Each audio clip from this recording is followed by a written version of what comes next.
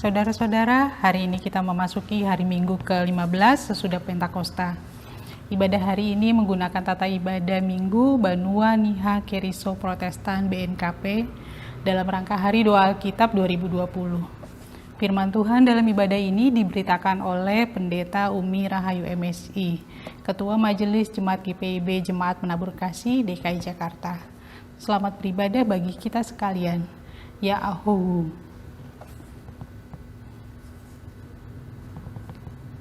Tuhan Allah beserta saudara-saudara.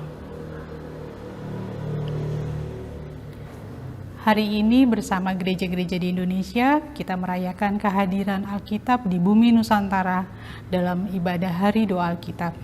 Pada tahun ini, Hari Doa Alkitab secara khusus diadakan oleh Lembaga Alkitab Indonesia untuk mendukung proses pembaruan terjemahan Alkitab bahasa Nias yang penterjemahnya telah memakan waktu lebih dari 100 tahun. Mari kita menopang pelayanan LAI ini dengan beribadah kepada Tuhan dalam sukacita dan sorak-sorai.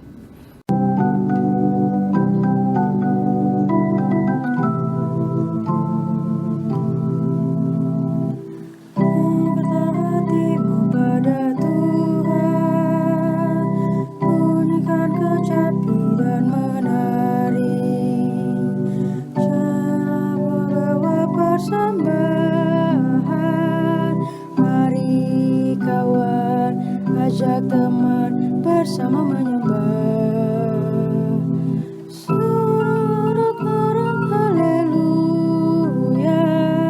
Mari, mari, mari nyanyilah, pujilah Tuhan yang Maha Kudus. Mari kawan, ajak teman bernyanyilah terus.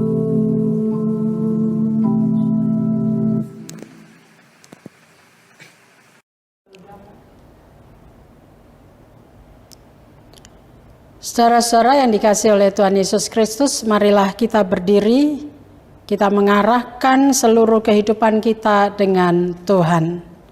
Kita berhimpun dan bersekutu di dalam nama Bapa, di dalam nama anaknya Yesus Kristus, dan dalam nama Roh Kudus. Pertolongan kita adalah hanya dalam nama Tuhan yang menjadikan langit dan bumi. Amin.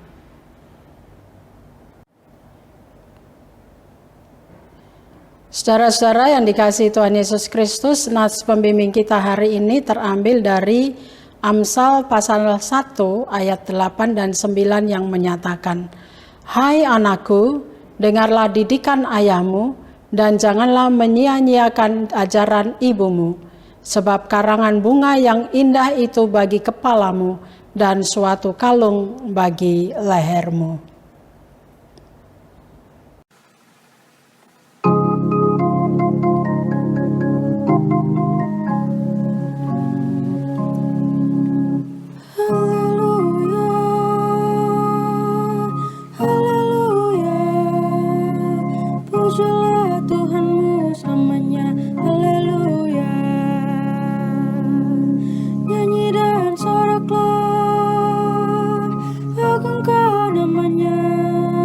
Pujilah Tuhanmu selamanya, haleluya.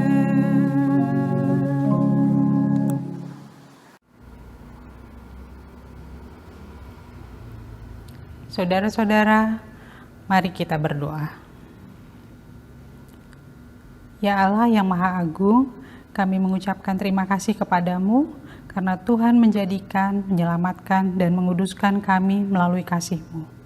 Kami bersyukur karena Tuhan menjagai dan menyertai Lembaga Alkitab Indonesia dalam menghadirkan Alkitab untuk semua umat-Mu, terlebih bagi kami umat-Mu yang berbahasa Nias sebagai bahasa ibu kami. Dengan kehadiran Alkitab bahasa Nias, kami dapat lebih mudah memahami firman-Mu. Jagailah kami dari mara bahaya dan pencobaan. Hiburlah kami pada waktu kesusahan. Bantulah kami kalau jatuh. Pimpinlah kami di akhir hidup kami agar kami masuk ke dalam kerajaan-Mu.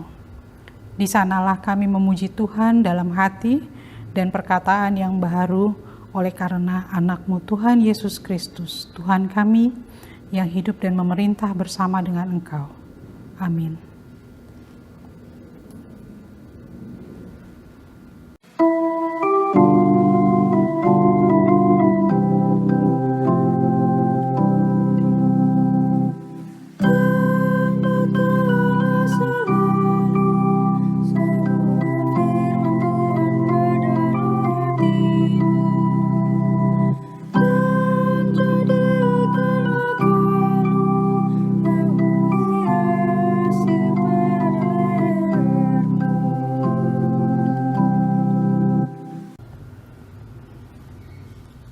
Kita mendengarkan firman Tuhan yang dikutip dari Mazmur 19 ayat 1-15.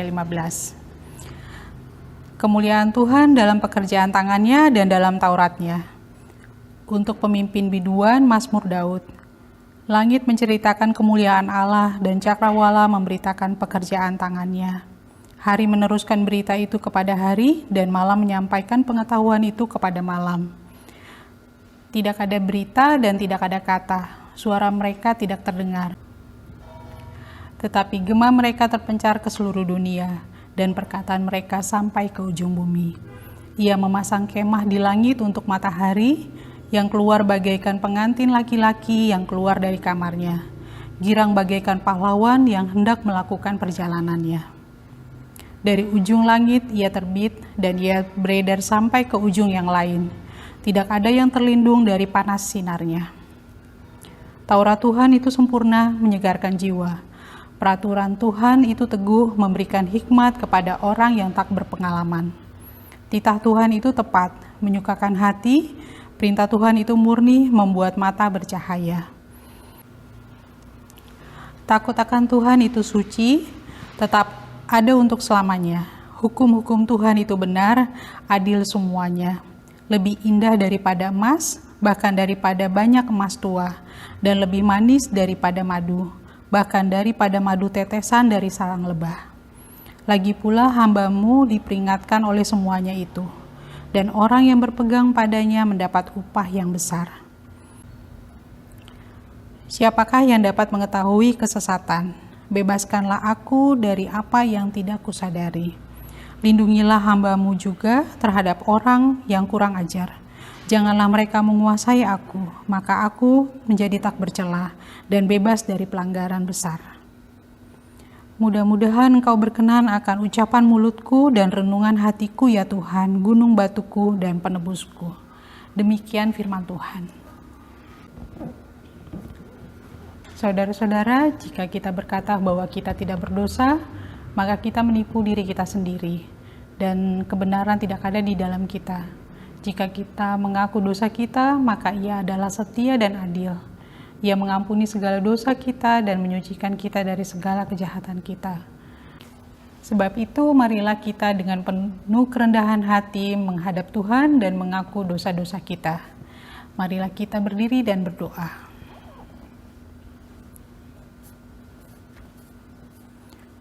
Ya Tuhan, Allah kami yang maha besar dan maha kasih, kami orang berdosa ini menyadari bahwa kami tidak sepantasnya menghadap hadirat-Mu. Oleh karena dosa-dosa kami sering melanggar titah-Mu, baik dalam pikiran maupun dalam ucapan dan perilaku kami setiap hari. Kami tidak sanggup membilang dosa-dosa kami dan tidak ada yang tersembunyi di hadapan-Mu. Ampunilah kami ya Tuhan dan baharuilah hidup kami. Amin.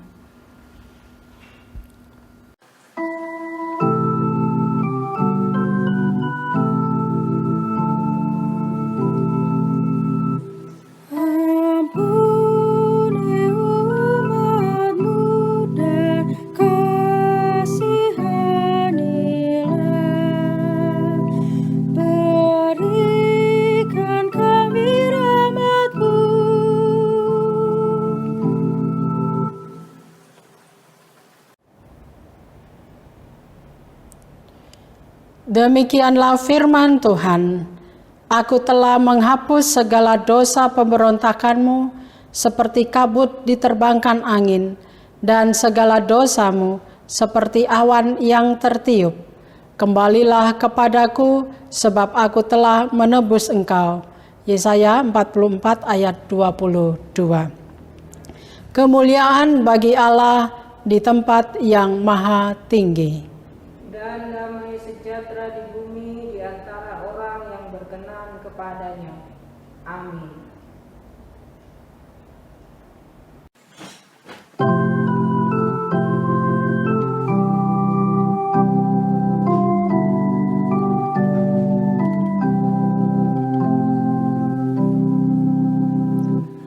Kasih setia Tuhan membuatku teguh. Kasih setia Tuhan ajaib bagiku. Kasih setia Tuhan melampaui akalku.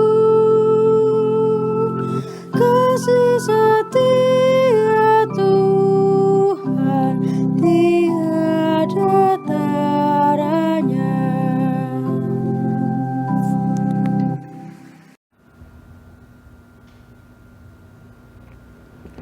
Kita mendengarkan firman Tuhan yang dikutip dari Yohanes 15 ayat 9 sampai dengan 15. Perintah supaya saling mengasihi. Seperti Bapa telah mengasihi aku, demikianlah juga aku telah mengasihi kamu. Tinggallah di dalam kasihku itu.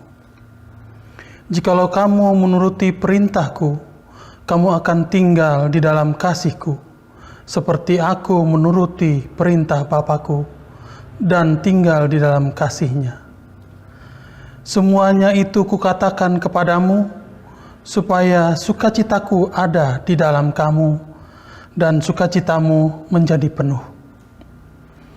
Inilah perintahku, yaitu supaya kamu saling mengasihi, seperti aku telah mengasihi kamu.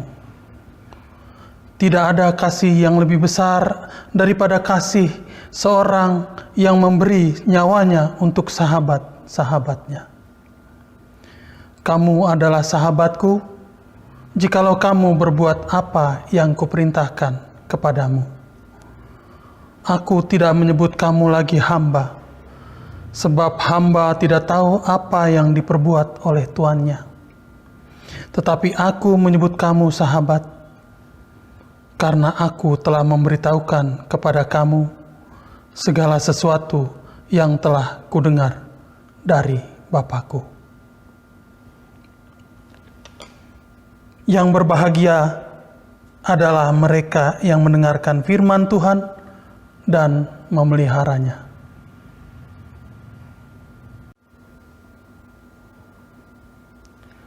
Sekarang saudara-saudara diberi kesempatan untuk memberikan persembahan kepada Tuhan. Firman Tuhan dalam Mazmur 30 ayat 5 berkata, "Nyanyikanlah mazmur bagi Tuhan, hai orang-orang yang dikasihinya, dan persembahkanlah syukur kepada namanya yang kudus." Tuhan memberkati kita sekalian yang memberi dengan sukacita.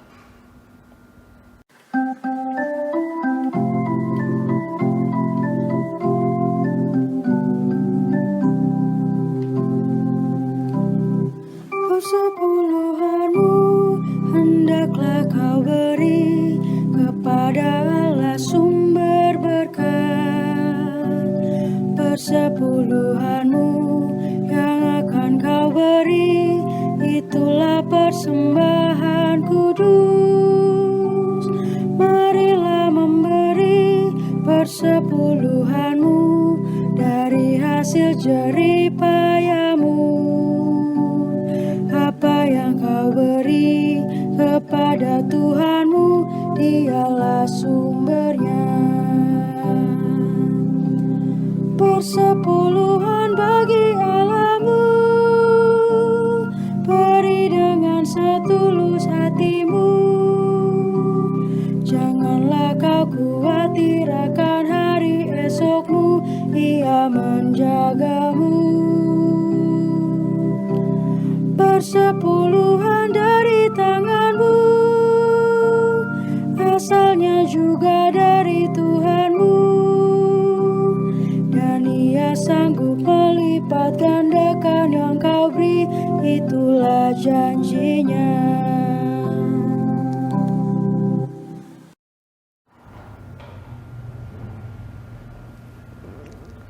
Marilah kita berdiri dan berdoa.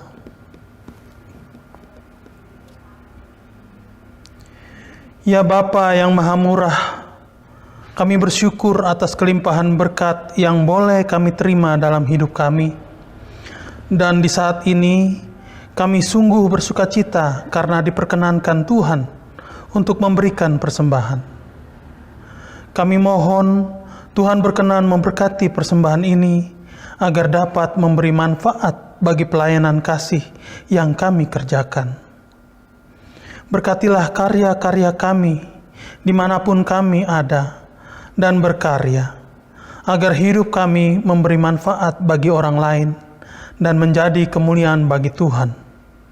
Dalam nama Yesus, sumber hidup dan berkat, kami berdoa. Amin.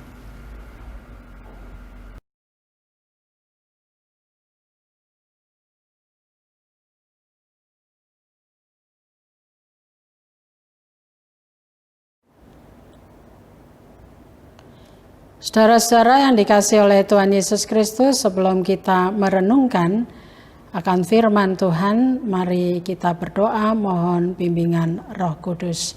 Kita berdoa. Hanya pujian dan syukur kami nyatakan di hadapan-Mu saat ini, karena Engkau membimbing kami untuk menyediakan diri dan hati mendengarkan firman-Mu Tuhan. Tolong kami Tuhan dalam perenungan firman-Mu pada hari ini, berilah kami hikmat supaya kami mengerti dan memahami maksud dan kehendak Tuhan. Bersabdalah ya Tuhan, anak-anak-Mu sedia mendengarkan firman-Mu. Amin. Saudara-saudara yang dikasihi oleh Tuhan Yesus Kristus, marilah kita berdiri untuk mendengar firman Tuhan yang terdapat di dalam Amsal pasal 1 ayat 8 sampai 19 berkata, Hai anakku, dengarkanlah didikan ayahmu dan jangan menyia-nyiakan ajaran ibumu. Sebab karangan bunga yang indah itu bagi kepalamu dan suatu kalung bagi lehermu. Hai anakku, jikalau orang berdosa hendak membujuk engkau, janganlah engkau menurut. Jikalau mereka berkata, marilah ikut kami, biarlah kita menghadang darah, biarlah kita mengintai orang yang tidak bersalah dengan tidak semena-mena. Biarlah kita menelan mereka hidup-hidup seperti dunia orang mati, bulat-bulat seperti mereka yang turun ke liang kubur. Kita akan mendapat pelbagai benda yang berharga. Kita akan memenuhi rumah kita dengan barang rampasan. Buanglah undimu ke tengah-tengah kami, satu pundi-pundi bagi kita sekalian. Hai anakku, janganlah engkau hidup menurut tingkah laku mereka. Tahanlah kakimu daripada jalan mereka.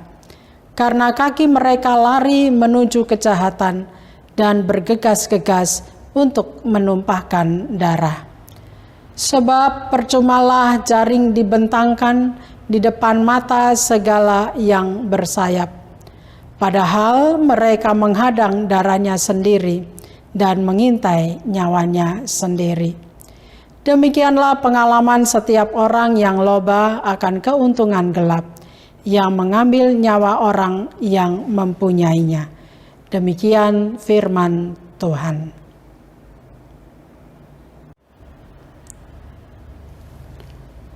Saudara-saudara yang dikasihi oleh Tuhan Yesus Kristus, sebuah peribahasa Jawa menyatakan wong sugih mati keluwen. Artinya orang kaya mati kelaparan. Pertanyaannya, bagaimana mungkin orang kaya mengalami nasib yang tragis mati kelaparan? Dalam pikiran yang normal, kalau orang kaya itu mati kelaparan, itu sesuatu yang mustahil, sesuatu yang tidak mungkin. Mati kelaparan itu hanya dialami oleh orang-orang yang miskin, anak-anak gelandangan yang ada di bawah kolong jembatan, anak-anak jalanan. Itu wajar, itu masuk akal. Orang tidak akan mempertanyakan hal itu dan orang tidak akan mempersoalkannya. Secara logika orang dapat menerima orang yang mati kelaparan itu adalah orang yang kurang gizi, orang yang kurus, orang yang punya banyak penyakit, orang yang mengalami daya tahan tubuh yang menurun, atau orang yang mengalami fisik yang lemah. Sebaliknya tidak masuk akal kalau orang kaya mati karena kelaparan. Kenapa? Karena mereka adalah orang-orang yang sangat jauh dari kelaparan. Mereka penuh dengan kemakmuran, mereka memiliki harta yang berlebihan, dan mereka memiliki makanan yang berlimpah. Maka sulit dipahami bahwa orang kaya mati karena kelaparan. Karena pada umumnya orang memahami orang kaya itu mati karena mereka suka berfoya-foya, berpesta pora, menghambur-hamburkan uang, mabuk-mabukan dan sebagainya. Wong sugih mati keluwen itu adalah peribahasa Jawa yang memberikan pengajaran kepada kita tentang keadaan zaman.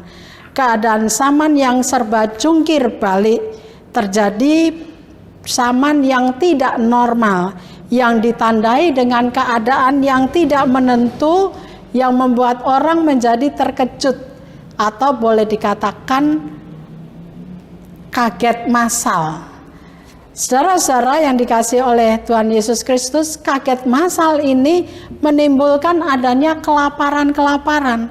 Apa kelaparan yang dimaksud? Kelaparan moral, artinya orang mengalami kematian dalam kepekaan hati. Kelaparan ilmu, orang yang memiliki ilmu yang minim. Kelaparan kreativitas, orang yang mencari jalan pintas ketika menghadapi persoalan untuk kesejahteraan dirinya. Kelaparan peduli sesama, artinya adalah orang yang tidak peduli dengan sesamanya, cuek maupun acuh tak acuh dengan keadaan orang lain. Saudara-saudara yang dikasihi oleh Tuhan Yesus Kristus, Amsal yang menjadi bacaan kita hari ini, kita yakini adalah pengajaran yang berisi hal-hal yang praktis dalam kehidupan sehari-hari. Dan bacaan kita hari ini adalah sebuah nasihat dan peringatan sesuai dengan judul yang ada di dalam buku LAI, buku Alkitab LAI, yang ditujukan baik kepada orang tua maupun kepada anak-anak muda. Kenapa? Karena anak-anak muda itu rentan terhadap godaan. Karena itu Amsal di dalam ayat 8 memberikan nasihat kepada anak-anak muda supaya mereka memiliki sikap yang sedia untuk mendengarkan didikan ayah dan tidak menyia-nyiakan ajaran ibu. Secara singkat mau dikatakan anak-anak muda harus memiliki sikap yang positif, bersedia mendengarkan didikan orang tua. Kata mendengarkan di sini berarti memperhatikan dengan serius, belajar untuk mengerti dan menaati didikan dari orang tua. Orang tua pun dalam mendidik mereka harus tegas. Ketegasan itu bertujuan untuk mengoreksi dan mendisiplin anak. Tegas bukan berarti keras. Tegas berarti memberikan pengajaran-pengajaran yang benar kepada anak-anak. Lalu dalam mendidik anak-anak itu setiap orang tua memiliki motivasi kasih sayang yang isinya adalah membimbing anak-anak dengan penuh kehangatan. Orang tua yang bertanggung jawab adalah orang tua yang bersedia mendidik anak-anaknya, membawa anak-anak mereka untuk menjadi anak-anak yang bertanggung jawab. Manfaat dari didikan orang tua, Amsal mengatakan di dalam ayat 9, untuk kehidupan masa kini dan masa yang akan datang. Apa yang dilakukan di masa kini adalah menuju kepada masa yang akan datang, yaitu kemuliaan dan kehormatan baik dalam kehidupan keluarga, dalam kehidupan pekerjaan, maupun dalam kehidupan bermasyarakat. Saudara-saudara yang dikasihi oleh Tuhan Yesus Kristus, Amsal tidak hanya bicara soal nasihat, tetapi Amsal juga bicara soal peringatan. Amsal mengatakan supaya anak-anak muda yang pertama tidak mudah tergoda oleh bujukan-bujukan orang jahat. Bujukan, kata bujukan ini sebenarnya mengarah pada perkataan-perkataan yang manis, tetapi sebenarnya kata-kata yang manis itu diselubungi oleh motivasi yang kurang baik. Tampaknya baik di telinga kita, tetapi tujuannya tidak baik. Bujukan orang-orang jahat harus dijauhi. Kenapa? Karena orang-orang jahat itu memiliki moral yang tidak baik. Orang-orang jahat itu terbiasa melakukan kejahatan. Orang-orang yang jahat itu menurut Amsal memiliki sikap yang suka merampok. Orang-orang yang jahat itu suka melakukan tindakan kekerasan dalam kehidupan mereka. Dan biasanya ketika mereka membujuk anak-anak muda, mereka menjanjikan kekayaan, mereka menjanjikan kemakmuran, mereka menjanjikan harta yang berlimpah. Bujukan ini berbahaya dan itu hanyalah sebuah janji yang kosong saja. Dan itu dikatakan oleh Amsal di dalam ayat 13 sampai 14. Dengan memperoleh harta tanpa kerja keras dan usaha, dikatakan oleh Amsal, itulah kejahatan.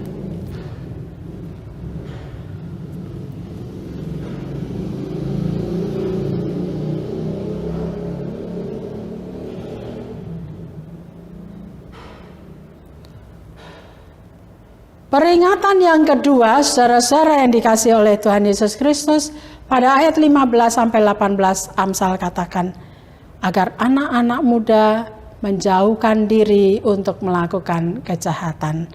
Atau ada kata, jangan melakukan kejahatan. Jangan mengikuti jejak-jejak orang jahat. Melakukan kejahatan sama dengan hidup dalam kesia-siaan. Melakukan kejahatan berarti membawa diri menuju kepada malapetaka. Melakukan kejahatan dengan jelas dikatakan akan membawa pada penumpahan darah, ayat 16. Ayat 18, mereka menghadang darahnya sendiri dan mengintai nyawanya sendiri. Itu berarti Amsal mau katakan melakukan kejahatan terhadap orang lain sebenarnya membawa diri pada kematiannya sendiri. Melakukan kejahatan merugikan diri sendiri. Kemudian Amsal memberikan kesimpulan, kebaikan pada ayat 19, kebaikan mendatangkan keuntungan dan kejahatan mengakibatkan malapetaka. Saudara, anak muda yang mendengarkan didikan dan nasihat orang tua adalah anak muda yang bernilai dan berharga. Anak muda yang bijaksana adalah anak muda yang bersikap dan berani menolak segala perbuatan yang merusak dirinya dan merusak orang lain. Orang tua yang berhikmat adalah orang tua yang dapat menjadi contoh yang baik dan teladan bagi anak-anak mereka.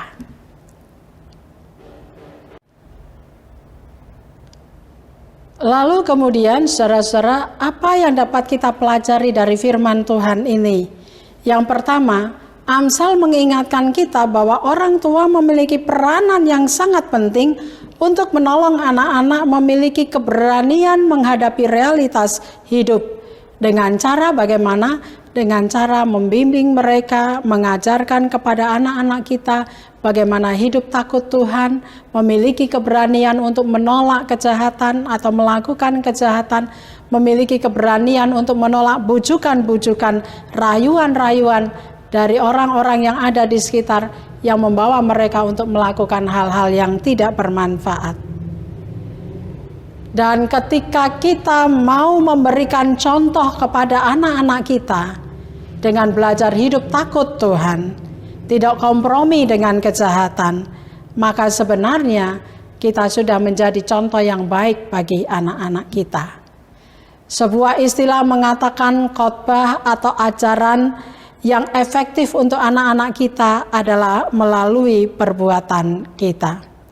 Bimbingan orang tua menentukan arah kehidupan anak-anak. Bimbingan orang tua menentukan kebahagiaan anak-anak. Amsal memberikan nasihat juga kepada anak-anak muda. Nasihat itu yang pertama, Amsal meminta supaya mereka menjauhi pergaulan yang buruk. Bahkan Rasul Paulus di dalam suratnya kepada jemaat di Korintus pasal 15 ayat 33 mengatakan demikian. Janganlah kamu sesat, pergaulan yang buruk merusakkan kebiasaan yang baik. Pergaulan yang buruk akan merusak kebiasaan yang baik. Pergaulan yang buruk membawa kita menjadi anak muda yang pertama seperti pengantar tadi, anak muda yang lapar moral. Kehidupan kita rusak melalui perbuatan buruk, pergaulan yang buruk. Anak muda yang lapar ilmu, anak muda yang mudah dipengaruhi oleh hal-hal yang diterima, tawaran-tawaran, bujukan-bujukan yang menggiurkan, yang membawa kita untuk melakukan sesuatu yang tidak berkenan di hadapan Tuhan. Tawaran-tawaran itu begitu terlihat dan terdengar sangat manis. Sehingga kalau kita lapar ilmu, kita mudah dipengaruhi oleh orang-orang yang demikian. Lapar kreativitas, artinya selalu mencari jalan pintas dalam menghadapi persoalan hidup. Kalau orang tua atau orang yang bekerja, orang yang nggak kreatif, yang lapar kreatif itu ya, seperti misalnya orang yang korupsi. Lapar peduli terhadap sesama, artinya orang yang cuek, yang acuh tak acuh, tidak peduli dengan orang-orang di sekitarnya. Saudara-saudara yang dikasihi oleh Tuhan Yesus Kristus, Amsal katakan, jauhilah pergaulan yang seperti itu. Jadilah pemuda yang bernilai, pemuda yang berharga, pemuda yang memiliki keberanian untuk menolak hal-hal yang akan merusak kehidupan kita, merusak diri kita. Pemuda yang beriman adalah pemuda yang mendengarkan didikan dari orang tua dan menerapkannya di dalam kehidupannya setiap hari. Peringatan yang kedua dari Amsal untuk anak-anak muda, jangan ikut melakukan kejahatan. Jangan ikut membujuk-bujuk orang lain untuk melakukan kejahatan. Karena kita juga tergiur oleh tawaran-tawaran yang menggiurkan, lalu kita membujuk-bujuk teman-teman kita untuk melakukan kejahatan karena tawaran-tawaran itu. Saat ini kita sulit membedakan antara berita hoaks dengan berita yang benar. Tapi pemuda yang kreatif, pemuda yang kritis, ia mampu untuk melihat yang baik dan yang benar. Ketika kita membawa diri melakukan kejahatan, hasil yang kita terima adalah malapetaka. Bujukan-bujukan yang menjanjikan kekayaan dengan cara kekerasan, dengan cara penipuan. Nah, zaman sekarang penipuan itu banyak. Bisa lewat media sosial, bisa juga melalui HP, SMS, WA, dan sebagainya. Penipuan-penipuan seperti itu harus dijauhi, karena itu adalah perbuatan yang sia-sia. Namun pemuda Kristen diajak untuk melakukan kebaikan-kebaikan dalam hidupnya.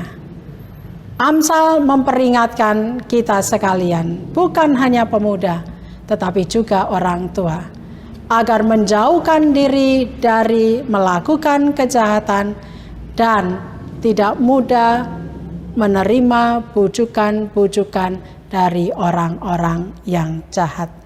Mari saudara-saudara, kita belajar bersama untuk melakukan apa yang Amsal katakan kepada kita. Tuhan memberkati. Amin. Mari kita berdoa. Tuhan, firman-Mu telah menuntun kami. Jadikan kami orang tua yang senantiasa sedia dituntun oleh hikmat-Mu.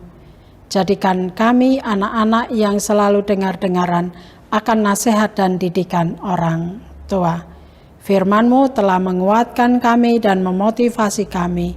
Mampukan kami untuk menjadi anak-anak terang dimanapun kami berada. Dalam nama Yesus kami berdoa. Amin.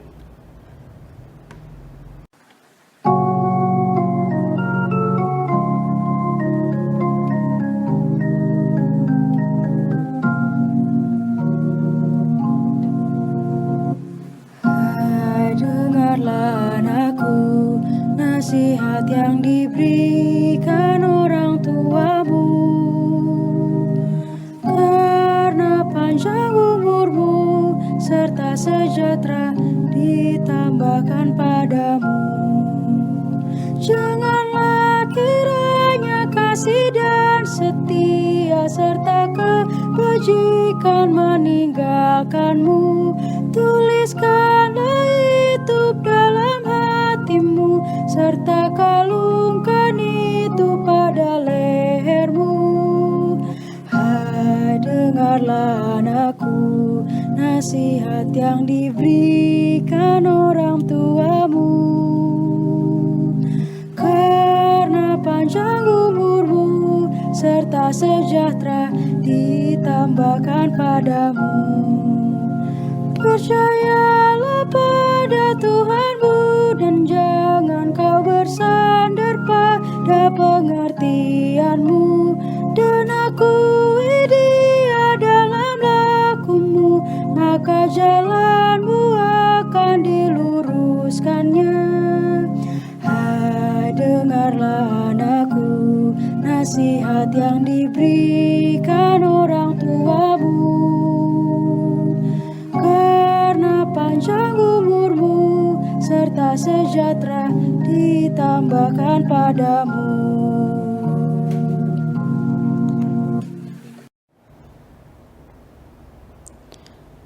Saudara-saudara yang dikasihi oleh Tuhan Yesus Kristus, marilah kita berdiri untuk mengaku iman menurut pengakuan iman rasuli. Hendaklah masing-masing orang dengan hati dan mulut berkata, Aku percaya kepada Allah Bapa yang Maha Kuasa, Khalik langit dan bumi, dan kepada Yesus Kristus, anaknya yang tunggal Tuhan kita, yang dikandung daripada Roh Kudus, lahir dari anak darah Maria, yang menderita di bawah pemerintahan Pontius Pilatus, disalibkan, mati dan dikuburkan, turun ke dalam kerajaan maut. Pada hari yang ketiga bangkit pula dari antara orang mati, naik ke surga, duduk di sebelah kanan Allah Bapa yang Maha Kuasa, dan akan datang dari sana untuk menghakimi orang yang hidup dan yang mati. Aku percaya kepada Roh Kudus, gereja yang kudus dan am, persekutuan orang kudus, pengampunan dosa, kebangkitan daging, dan hidup yang kekal.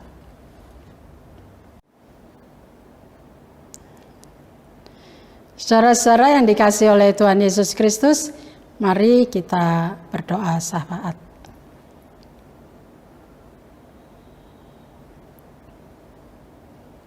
Tuhan, kami datang kepadamu saat ini, menyatakan permohonan kami dan syukur kami di hadapan-Mu. Kami bersyukur Engkau menolong kami untuk dapat menikmati kehidupan sampai hari ini. Menikmati kesehatan, dapat beraktivitas, melakukan tugas dan tanggung jawab kami. Saat ini kami berdoa Tuhan untuk kehidupan hari-hari kami. Ketika PSBB ketat akan diberlakukan di kota kami, Tuhan menolong kami sebagai warga negara untuk kami dapat mengikuti dan mentaati protokol kesehatan yang selalu dihimbaukan pada kami oleh pemerintah. Jadikan kami warga negara yang senantiasa mau menopang program pemerintah. Ketika kami menjaga diri kami, sebenarnya kami sedang menjaga orang-orang yang ada di sekitar kami. Dan itu kami lakukan sebagai wujud cinta kasih kami kepada Tuhan yang kami nyatakan dalam cinta kami kepada sesama. Tolonglah kami Tuhan, supaya kami senantiasa tidak takut dengan keadaan ini, tetapi selalu mawas diri dan senantiasa melakukan 3 hal yang dihimbaukan oleh pemerintah: memakai masker, mencuci tangan, dan menjaga jarak. Agar setiap orang yang berjumpa dengan kami, mereka pun merasa aman, nyaman, dan mereka senantiasa mau belajar melalui kami untuk saling menjaga di tengah-tengah kehidupan bermasyarakat saat ini. Berkati pemerintah yang dalam upaya mereka untuk mengatasi persoalan pandemi COVID-19 ini.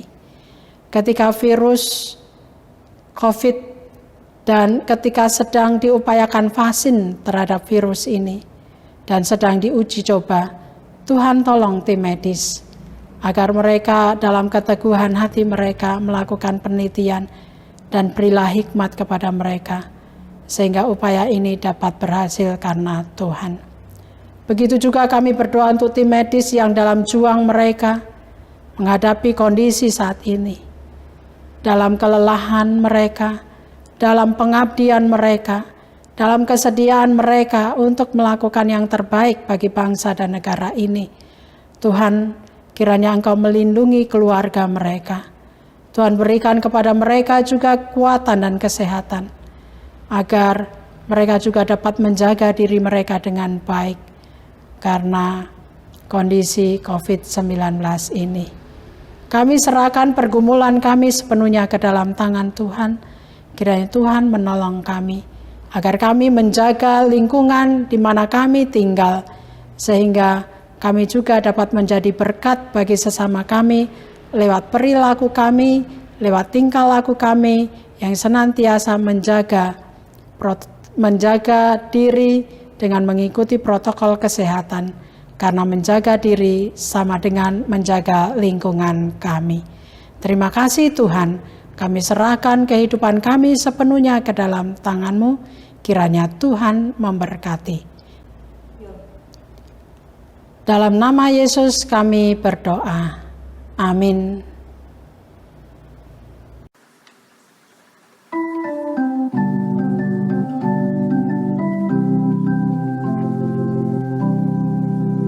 Utuslah kami masuk dalam dunia ini, menjadi saksi bagi kerajaan-Mu, membawa damai dan terang-Mu yang abadi, menabur kasih bagi dunia yang resah.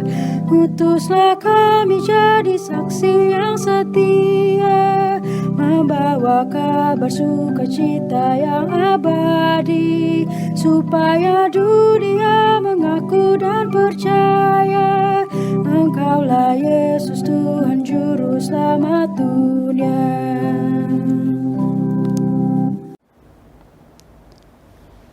Saudara-saudara yang dikasihi oleh Tuhan Yesus Kristus, buah jatuh tidak jauh dari pohonnya.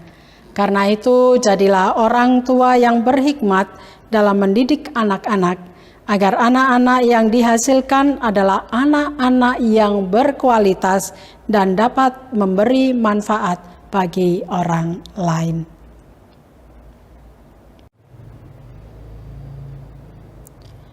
Saudara-saudara, angkatlah hati, arahkanlah pikiranmu kepada Tuhan, dan terimalah berkat. Tuhan memberkati engkau dan melindungi engkau. Tuhan menyinari engkau dengan wajah-Nya dan memberi engkau kasih karunia. Tuhan menghadapkan wajah-Nya kepadamu dan memberi engkau damai sejahtera.